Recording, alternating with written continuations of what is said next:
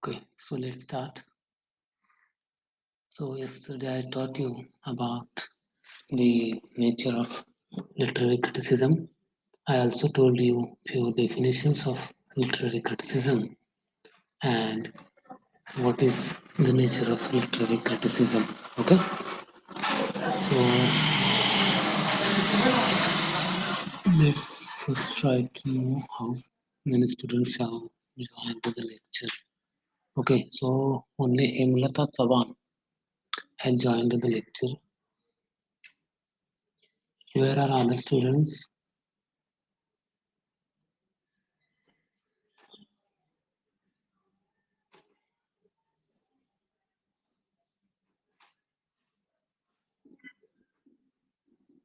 Hemlata.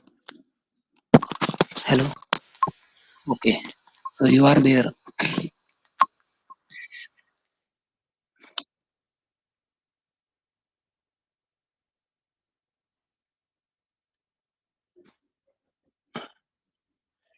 बाकीच्या विद्यार्थ्यांबद्दल काही माहित आहे का तुला हेमलता? आयशा तुमचं आता तुमचा बॅकचा कोणता पेपर राहिला होता का आता? बॅकचा SY, FY चा काही? ओके, ओके चालतंय. मग ठीक आहे.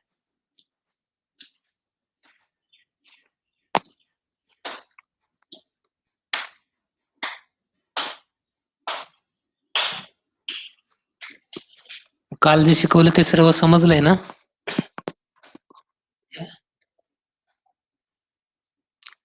मग क्रिटिसिझम म्हणजे काय सांगा? लिटररी क्रिटिसिझम म्हणजे काय? How do you define literary criticism?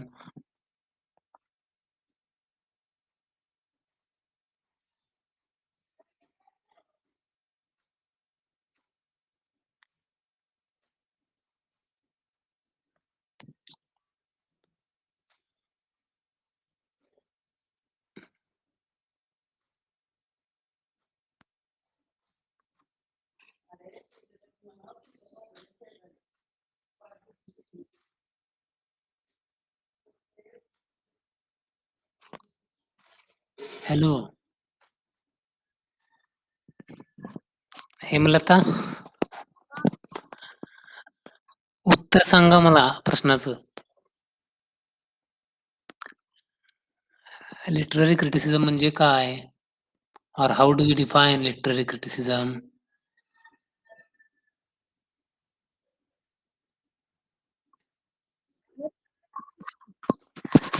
Literary criticism म्हणजे काय?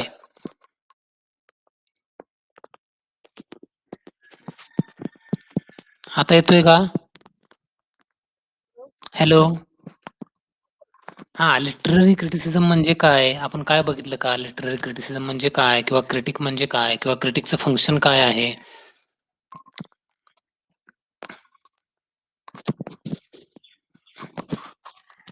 येस, टेल मी.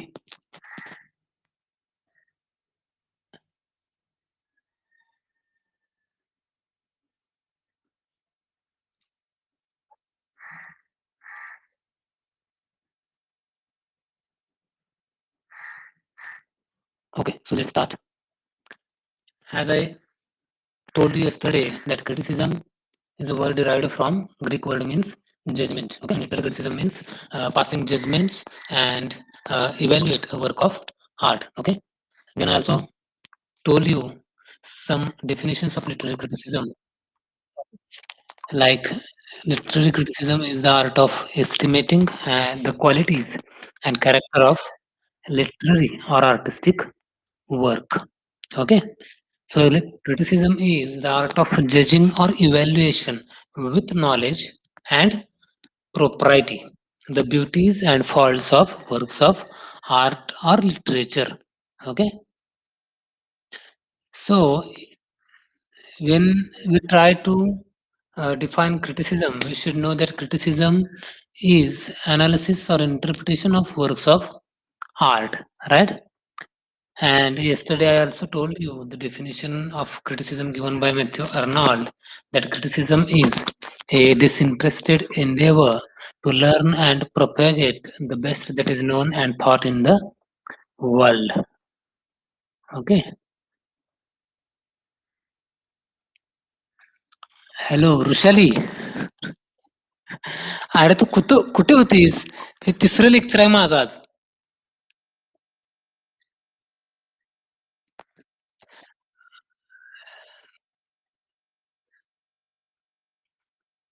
Okay okay. तू कुठे आहेस आता? अरे मग पुण्यात नेटवर्क नाहीये.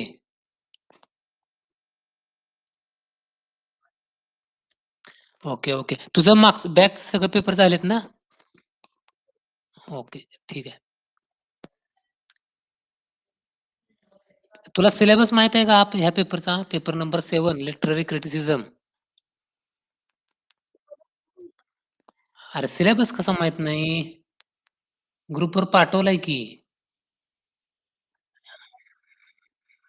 मग तोच ना, इंट्रोडक्शन टू लिटररी क्रिटिसिझम. फक्त मॉड्यूल फर्स्ट, सेकंड आणि फोर्थ. ओके. हे हे 3च मॉड्यूल्स तुम्हाला आहेत आता एक्झामला.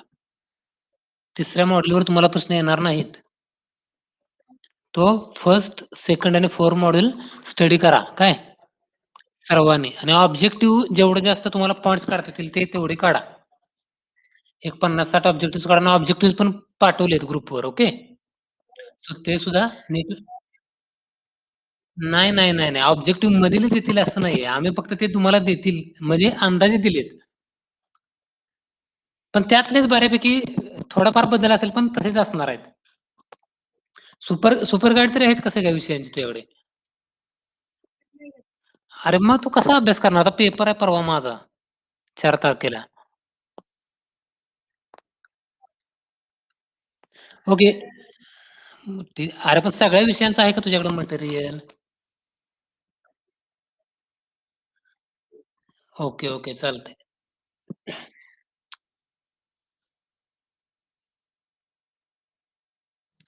ओके. सो कालच्या लेक्चरमध्ये मी काय सांगितलं, क्रिटिसिझम म्हणजे काय आणि क्रिटिसिझमचं स्वरूप. ओके. नेचर. सो क्रिटिसिझम म्हणजे काय? Do you know criticism? or what is criticism? Okay, this question can be asked in your paper, okay, tomorrow किंवा आफ्टर टुमॉरो 4 तारखेला हा प्रश्न तुम्हाला एक्झामला येऊ शकतो. दॅट क्रिटिसिझम हा जो वर्ड आहे तो ग्रीक मधून घेतलेला आहे. Okay, and the meaning of this word is judgement. Okay, criticism म्हणजे काय तर जजमेंट पास करणं किंवा एखाद्या वर्क ऑफ आर्ट म्हणजे नॉवेल, कादंबरी किंवा पोएट्री असेल त्यावर काय करायचं, जजमेंट पास करायचं, त्याचा स्वतःचा ओपिनियन काय करायचं त्याच्यावर द्यायचा वर्क्स ऑफ आर्टवर. त्याला काय म्हणतो आपण, क्रिटिसिझम असं म्हणतो किंवा लिटररी क्रिटिसिझम असं म्हणतो. त्यामध्ये मी काही तुम्हाला डेफिनेशन सुद्धा काल सांगितल्या होत्या.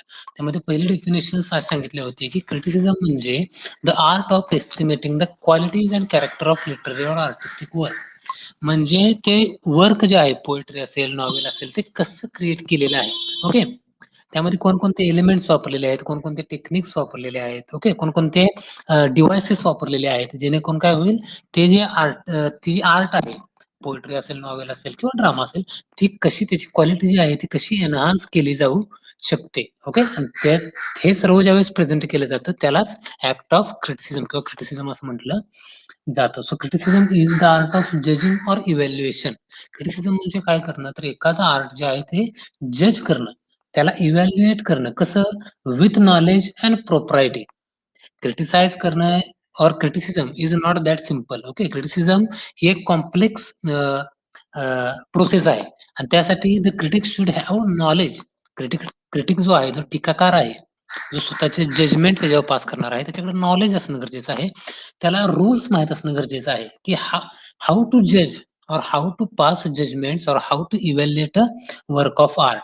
ज्यावेळेस त्याला हे बॅकग्राऊंड नॉलेज असेल, at that time he will be able to evaluate or judge a work of art effectively, and so that he can find the beauties and faults of works of art or literature.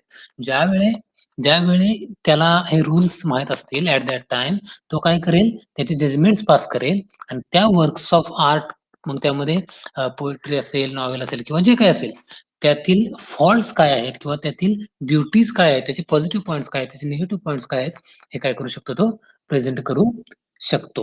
Okay, ह्या काही महत्वाच्या definitions I told you yesterday. Okay, and one more definition. This definition can be asked in your exam tomorrow. Okay, की criticism, what is criticism, ही Matthew अर्नॉलची definition आहे, ती तुम्हाला एक्झामला येण्याची शक्यता आहे उद्या. तर criticism is a disinterested endeavor to learn and propagate the best that is known and thought in the world. ह्या जगामध्ये जे काही बेस्ट आहे आणि जे काय केलं जातंय, कंटिन्युअसली त्याच्याबद्दल थिंकिंग केलं जाते, त्याचं प्रसार करणे. ओके, किंवा ते प्रसार करण्याचा प्रयत्न करणे. ओके, हे सर्व जे आहे तो क्रिटिसिझमचा एक महत्वाचा भाग आहे. आणि मॅथ्यू अर्नॉल्डच्या मते क्रिटिसिझम जे आहे ते म्हणजे काय, तर या जगामध्ये जे काही बेस्ट आहे, जे काही ज्याच्याबद्दल सतत थिंकिंग केलं जातं, त्याचा प्रोपोगेशन करणं. प्रोपोगेट म्हणजे काय करणं, प्रसार करणं. ओके, ते क्रिटिसिझमचं फंक्शन आहे. तसंच टी.एस. इलियटच्या मध्ये क्रिटिसिझम म्हणजे कमेंटेशन किंवा कॉमेंट करणं कशावर, वर्क्स ऑफ आर्ट, म्हणजे जे काही वर्क्स ऑफ आर्ट आहे त्याच्यावर काय करणं, कमेंट पास करणं. ओके, ते काय आहे तर त्याचं फंक्शन आहे.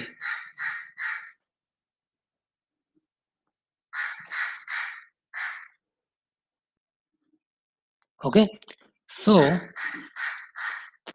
as I said that the end of criticism is the elucidation of works of art and the correction of taste. म्हणजे काय करायचं, रीडर्सचा अंडरस्टँडिंग जो आहे, okay, of that particular work, to elevate that understanding, to improve that understanding, to improve the reader's taste, to improve the reader's rationality of that work of art, or how to evaluate a work, like novel, poetry, drama. Okay, so that is performed by criticism, and according to T.S. Eliot, that is the end of criticism, to improve the reader's taste and to make readers enable to judge a work of art in a proper manner. Okay, so yesterday I told you all these things to you, right? But you were absent yesterday. So today we shall begin with function of literary criticism, right, Annika? So Yes, so today we shall begin with function of literary criticism. What is the function of literary criticism? So, if we try to generalize the function of literary criticism, we will come to know that criticism is nothing but the play of the mind on work of literature. What do we mean by play? Play means asking or answering rational questions about literature. Okay, and when we will perform that kind of inquiry by helping, so it will help us to judge a work of art in a proper manner, and in a way it will give us a kind of enjoyment when we will read any particular work, and when we will ask certain kinds of questions, okay, to that work of art, and when we will receive different kinds of answers from that work of art, we will get a kind of enjoyment. And this is what is the theory of literature, that while reading any text, while reading any novel, we have to be curious, we have to be inquisitive, and we have to ask questions to that work of art. And so, when we will get answers from that work of art, automatically our understanding of that work of art will get better. Secondly, the function of literary criticism is that every work of art has distinctive qualities, right? And every person or every individual has his own choice. Okay, so he looks at that particular work from his own point of view. So the function of literary criticism changes from person to person, from age to age, from time to time. But the function of criticism, as Aristotle has already said, that is not only finding faults in that work of art, but the function of a critic or criticism is that to instruct the writers. When a critic criticizes a work, after reading that criticism, a writer comes to know the defects, okay, in his work, so that he can avoid those mistakes in his upcoming or later writings. And these rules have to be followed by that writer. And that is why literary criticism is important, because literary criticism presents certain rules, certain principles which the author has to follow in order to make, or in order to present his work in a better way and make his work greater than others. Okay. Now, there are only two main functions of literary criticism. One is interpretation, and second is judgment. To interpret means to what? To present the meaning. Okay, this is the main function of criticism. That is to present the meaning of a work of art, or to interpret the work of art. And second is that of judgment, right? But without interpreting the work of art, it is not possible to pass a judgment. So interpretation comes first, and then the judgment. Okay, so these two functions are very much important as far as literary criticism is concerned. But some critics, according to some critics, critics' chief duty is exposition. What do you mean by exposition? Expose. Expose means what?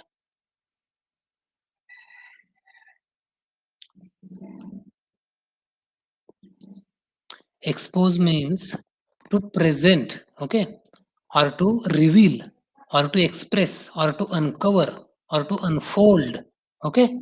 So the critic's chief duty is to expose what is presented in that work of art. So here the task of a critic as interpreter means what? One who interprets the meaning, or one who presents the meaning of a work of art. So here the job of critic, being an interpreter, is to present or to penetrate to the heart of the book. That is what is central. What is the theme presented in that work of art? What is the main subject matter around which the story has been presented? Okay, so this is what the function of a critic. Then the next function that a critic has to perform is to present the essential qualities of power and beauty presented in that work of art. How powerful is that work? What kind of elements of beauty are presented in that work and how they satisfy the needs of reader? That is important in literary criticism. So then the next function is that the critic has to distinguish, has to differentiate between what is temporary and what is permanent in it.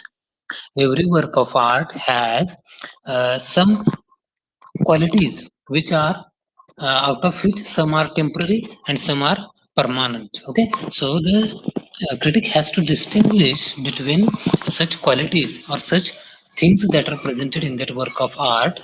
Okay, his next or the critic's main job is to formulate its meaning, what is presented in that work of art and what author has tried to present, how he has tried to present, how he has used various methods, various techniques, various literary devices, various figures of speech, characters, settings.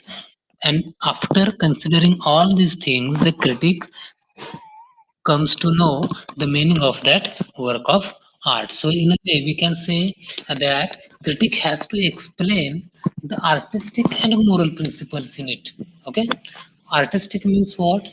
Related to the literary elements of that work of art. Which literary elements or which artistic elements have been used, like plot, character, settings, point of view.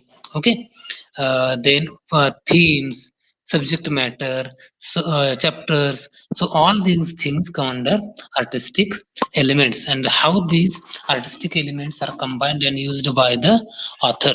So this is, or this will be considered by the critic. Okay, while interpreting the text. So he will make explicit what is simply implicit in the book. Do you know the meaning of explicit and implicit? What do you mean by implicit and explicit?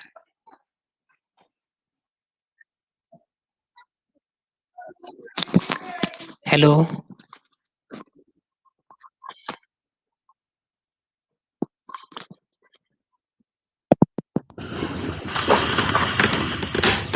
hello, hello, hello, hello,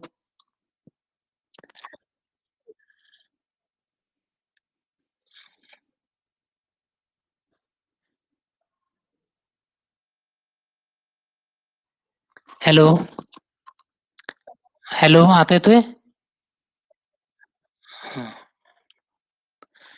So, the critic's main aim is to know and help us to know the book itself.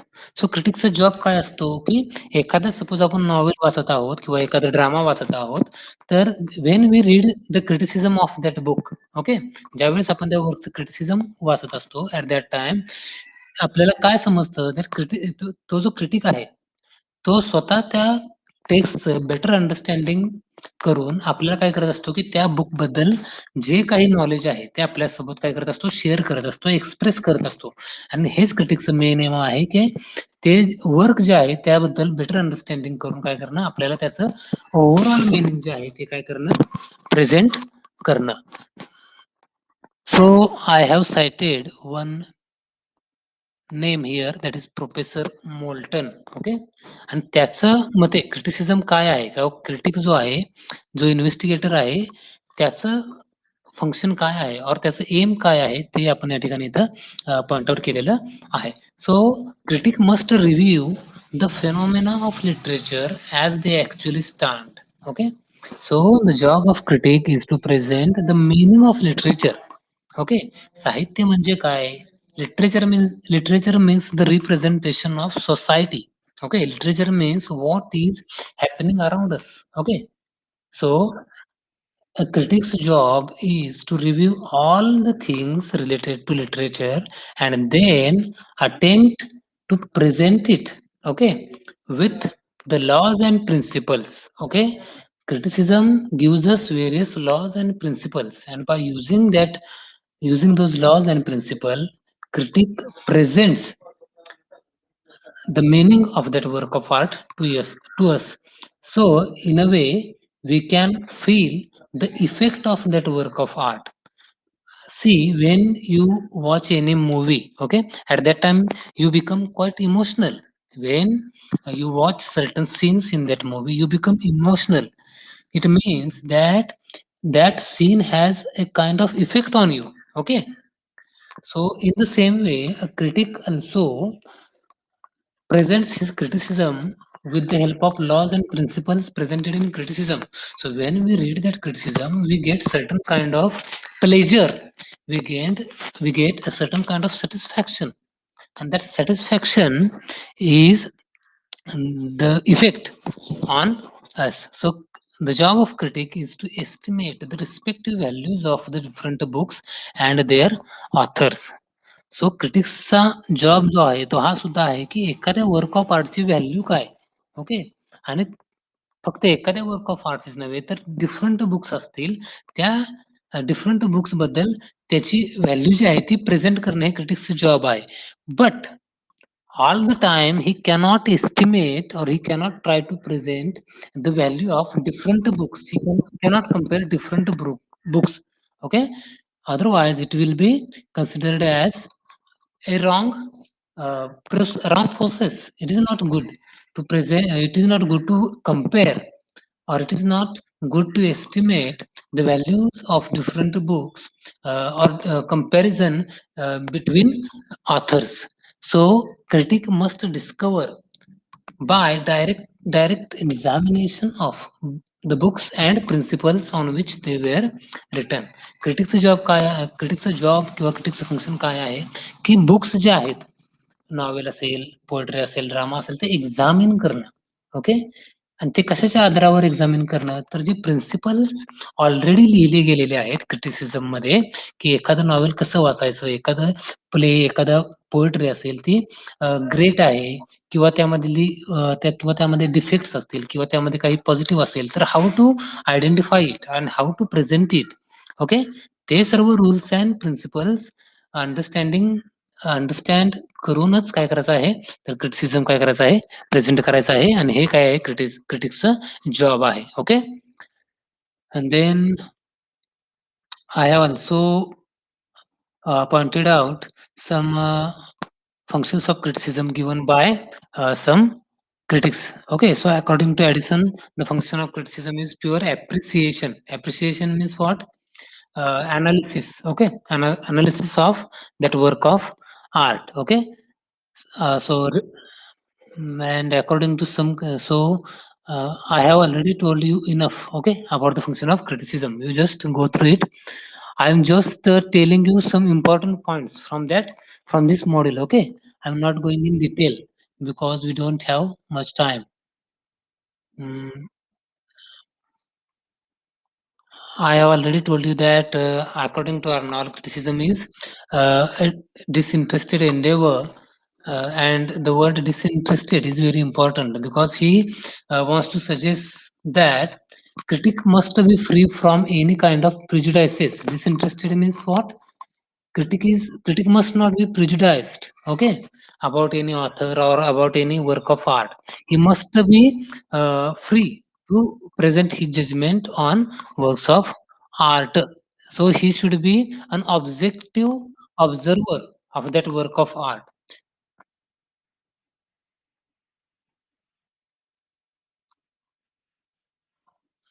Then I already told you about T.S. Eliot, okay, and T.S. Eliot's views on criticism.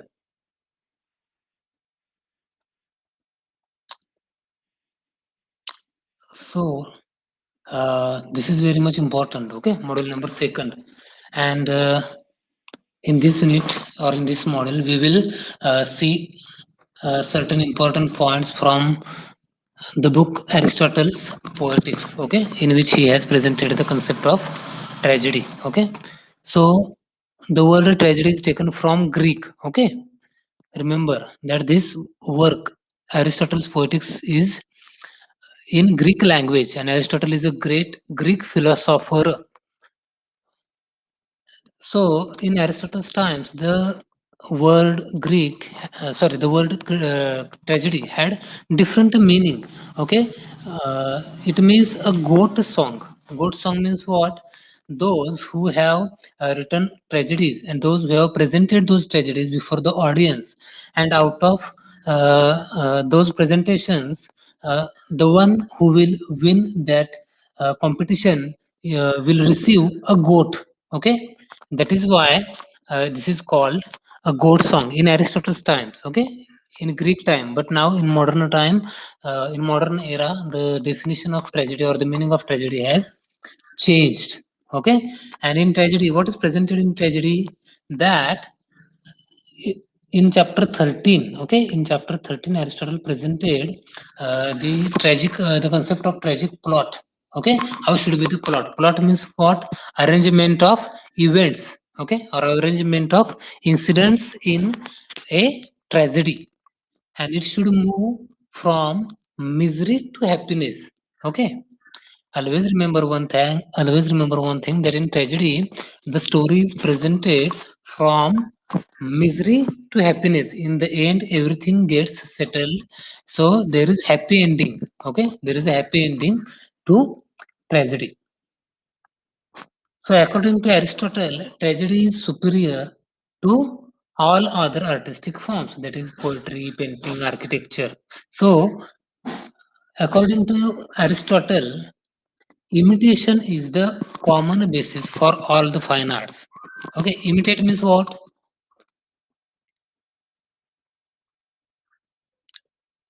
Yes, what is the meaning of imitation? Yes, yes, sometimes not, always. Okay, to imitate means to copy. Okay, so according to Aristotle, all arts are based on imitation, means everything, either it is a film, novel, okay, or painting, everything is imitative in nature, because that artist or that writer tries to imitate what he sees around himself. Okay, you might have seen that many films are realistic in nature. Okay, they present reality. So here, what we have to understand is that they are imitative in nature. Either it is poetry, either it is epic, either it is painting, either it is film. Everything is imitative in nature. But according to Aristotle, the way tragedy imitates the world is different than other artistic forms, because tragedy presents men as better and comedy as worse than they really are. Okay, this might be asked you in your exam. Okay, that tragedy imitates men as, and there will be blank space. Okay, so which word will you fill there? Tragedy imitates better way. Yes, better. Tragedy imitates men as better and comedy as worse than they really are. And that is why if we see, tragedy is serious, okay, in nature, and comedy is satiric. Okay. Comedy is satiric in nature and tragedy is serious in nature. Okay. That you will come to know better when I will tell you the definition of tragedy given by Aristotle. Now, while talking about the origin of tragedy and its superiority over the epic, okay, and this can also be asked in your exam. Okay, according to Aristotle, tragedy is superior to dot dot, or or there will be blank space. Okay, so there you have to write epic, the word epic. Okay, according to Aristotle, tragedy is superior to epic. So, according to Aristotle, in the beginning, poetry was of two kinds. Okay, that is iambs or invectives. Invectives means a kind of satiric manner. Okay, in a kind of satiric way, the presentation is carried out. Okay, and the second one is hymns on the gods. Okay, hymns means what? Any religious or a kind of pious. Things or kind of pious or holy presentation of God, or writings or chants, holy chants that we can say about the hymns. Okay, so this first hymns, iambs or invectives, developed into satiric poetry, and later on these hymns and panegyrics into epic and heroic poetry. So from invectives we have satiric poetry, and from hymns we have epic or heroic poetry. So heroic poetry developed tragedy. Okay, so from heroic poetry we have tragedy, and from satires we have comedy. Okay, and so in chapter 26, okay, that is the last chapter of poetics. In chapter 26, Aristotle compares tragedy with epic. Okay, here he tries to differentiate how tragedy is superior to epic. First one, the first difference is that tragedy imitates serious subjects. On the other hand, epic does not imitate or does not present serious subjects. Okay, in it. Second difference is that epic imitates only one kind of verse. On the other hand, in tragedy we have chorus, we have dialogues also. Okay, then the third difference is that the epic is more lengthy and comprehensive. On the other hand, tragedy is not that much lengthy. Okay, it has very limited. It is composed in very limited length, so that it can be effective, right? Then in tragedy we have different kinds of elements, but on the other hand, in the epic we have very limited kinds of elements used in epic. So what in the epic we do not have music, or we do not have any kind of display or performance, but on the other hand in tragedy there are characters who act before the audience. So there is music also. Music means there is a verse. Okay, tragedy always includes verse in it, and that is why it is musical in nature. So in tragedy the reality is presented, okay, in which the various characters are included and they present what is real in the universe or what is real in the world. Okay, so now let's see how this book poetics has written. Okay, how many chapters are there and how many sections are there. This will be definitely asked in your question paper, that how many chapters are there in poetics. So there are 26 chapters. Okay, remember this one. And there are 6 sections in this book. Okay, so in chapter first and in chapters first to fifth, the Aristotle has presented his views on imitation and the classification of poetry. Okay, in chapter 6 to 19 he has presented his ideas on tragedy and elements. Okay, then in chapters 20 to 22 he has presented his idea of poetic diction, how should be the language of poetry. In chapter 23rd, he has tried to elaborate uh, narrative poetry and tragedy. In chapter 25, he has presented his objections against poetry. And there are some critics who have presented objections against poetry, like Plato, who calls poetry as a mother of lies. Okay, Plato calls poetry as a mother of lies. On the other hand, Aristotle has defended his views on poetry in chapter 25th. Okay, and in chapter 24 to 10 to chapter 26 he has presented the comparison between epic and tragedy. Okay, so the question you will definitely be asked question on this point. Okay, that in which chapter Aristotle has presented what. Okay, now let's understand this. This is very important. Okay, that how Aristotle has defined the concept of tragedy. Okay, so Aristotle has concept tragedy in the sixth chapter of the book Poetics. See, read the uh, read this definition or remember this definition at the time of exam. So tragedy is the imitation of an action. Okay, so tragedy is the imitation of what? Tragedy is the imitation of an action, and how that action is, that action should be serious and complete. Okay, and that action should have a certain magnitude. Magnitude means what? Certain length. It should not be too much lengthy, it should not be too much short. It should have a certain magnitude in language embellished with each kind of artistic ornament. Okay, embellished means what? Decorated or used. Okay, various artistic ornaments like figures of speech or uh, language. Okay, so this should be used by the author in a proper way. Each kind brought in separately in the separate parts of the work. Tragedy has different parts in it. Okay, different parts, five parts, three part, or two parts. So tragedy is divided into certain parts in the form of action and not in a narrative form.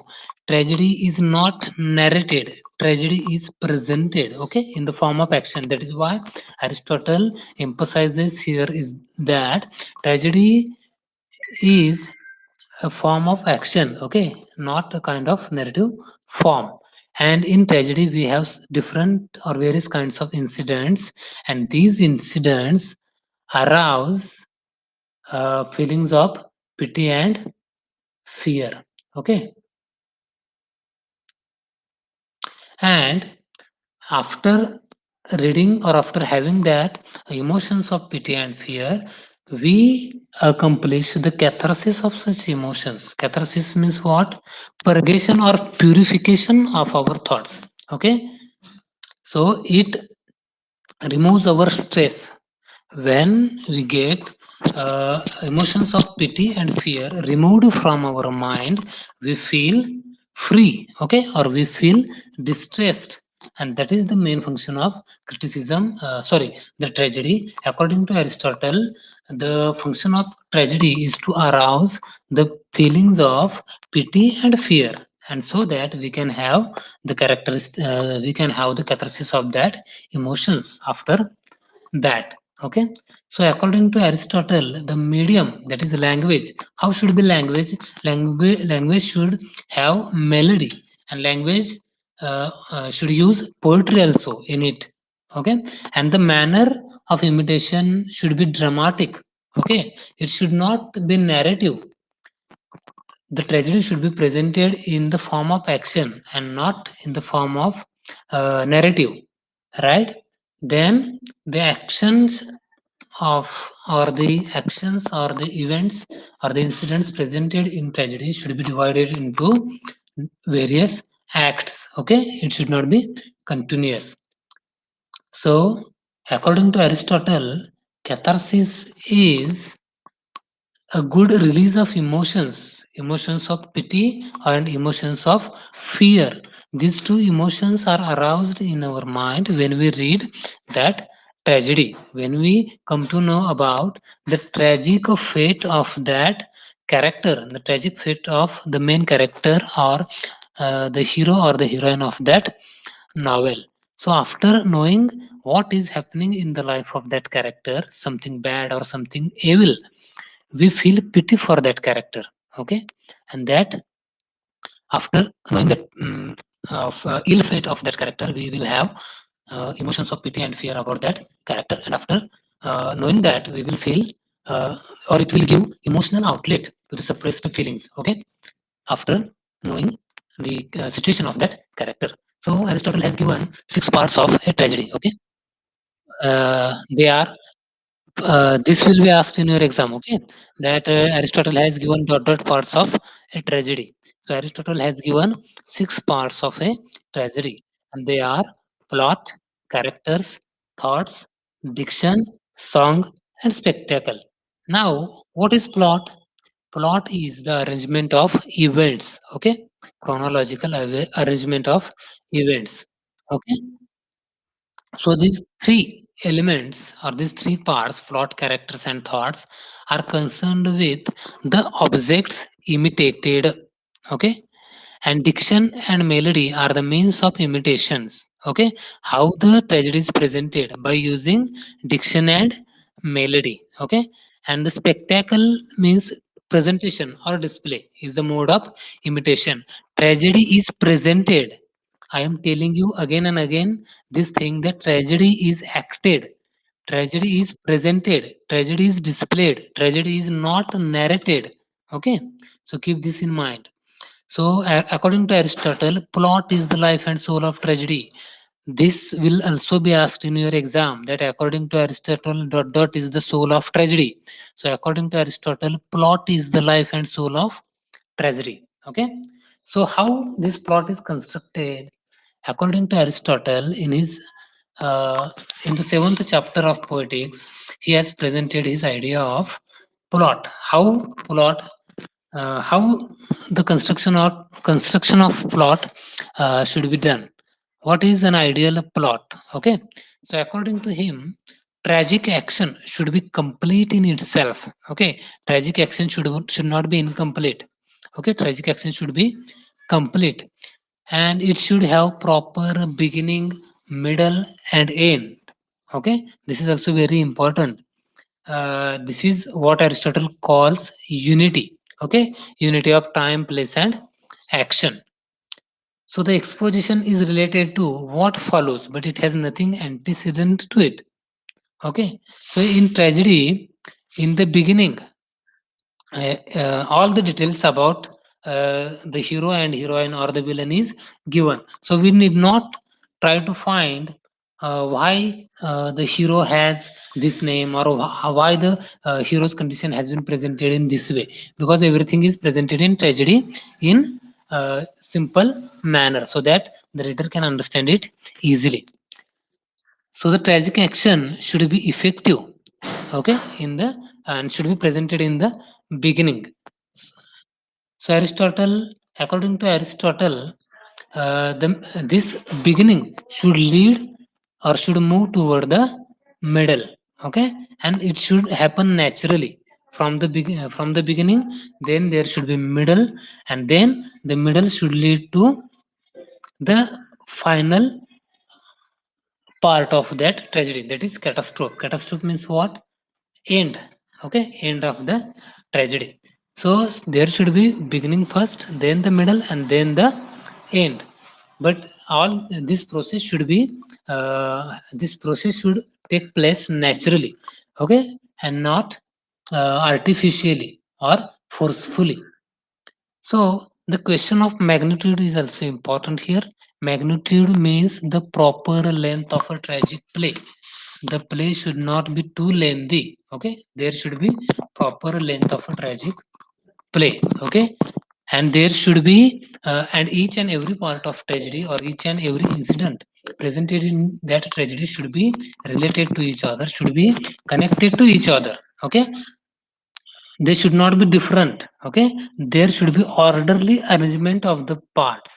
Okay, for example, if we are going to present the story of a life of a person, first we will try to present his childhood, then his adulthood, then his uh, then his career, okay, and then his achievements, and finally his uh, old age. Okay, so this is the proper uh, sequence of the events take place in the life of a person, and this sequence should be followed in the tragedy also. That each incident should be in chronological way presented. This chronology should be there. Okay, this chronological arrangement should be there. The plot must not be so extensive, which means that plot should not be so lengthy. Okay, because if the plot is so lengthy or so descriptive, the reader might forget the beginning when he comes to the end of that tragedy. So the plot should be very short. The plot should be very comprehensive, that the reader can understand, or reader can maintain the balance between about the whole story and its parts. Okay, so this wholeness is very important. In the eighth chapter, Aristotle focuses on the unity of the plot. Okay, so he says the plot should be united. Okay, there should not be many situations or many events presented in that plot. There should be only selective events and selective situations should be presented in the tragedy.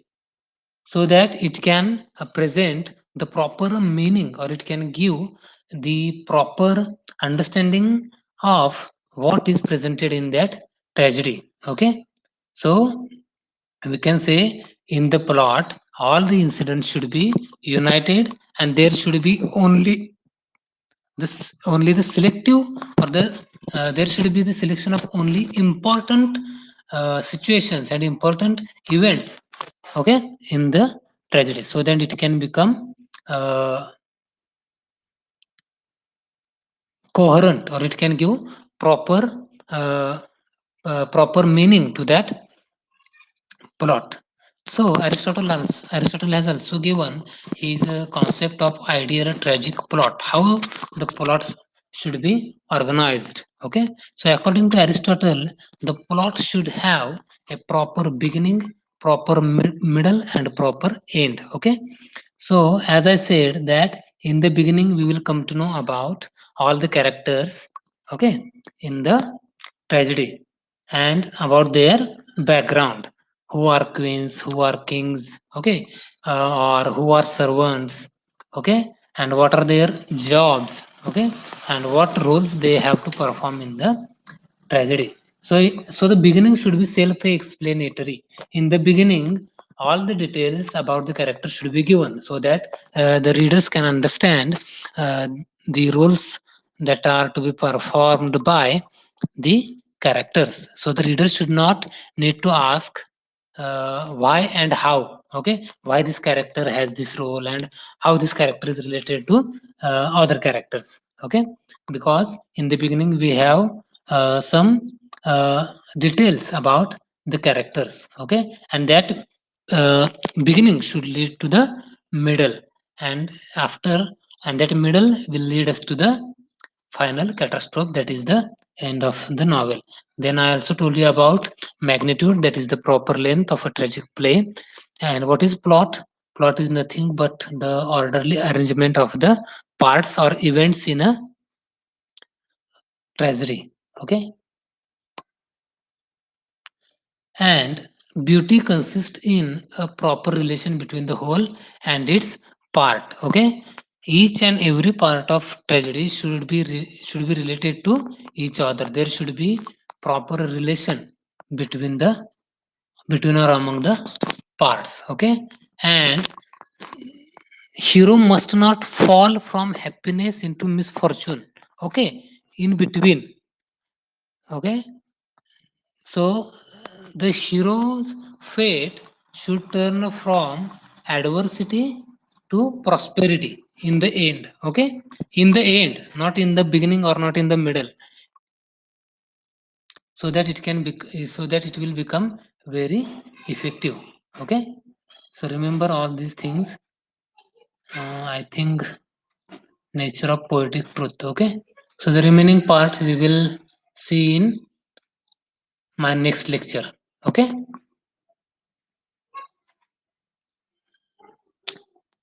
Okay, did you understand what is Aristotle's concept of tragedy, its elements? Okay, how many chapters are there? What is plot? What is magnitude? Did you understand all these concepts? Okay, okay. We shall stop. You just read it once, and you will easily understand. Okay, what a tragedy is, and what is Aristotle's views on tragedy. Okay, okay. We shall. Okay, sir. I will conduct your lecture tomorrow also at the same time. Okay, from 10 to 11 o'clock. Okay. Okay, and tomorrow and please do read all the objective questions that I have given to you. Okay, tomorrow we will have some question answer session also. Okay. Okay, thank you. Okay, welcome. Okay, welcome.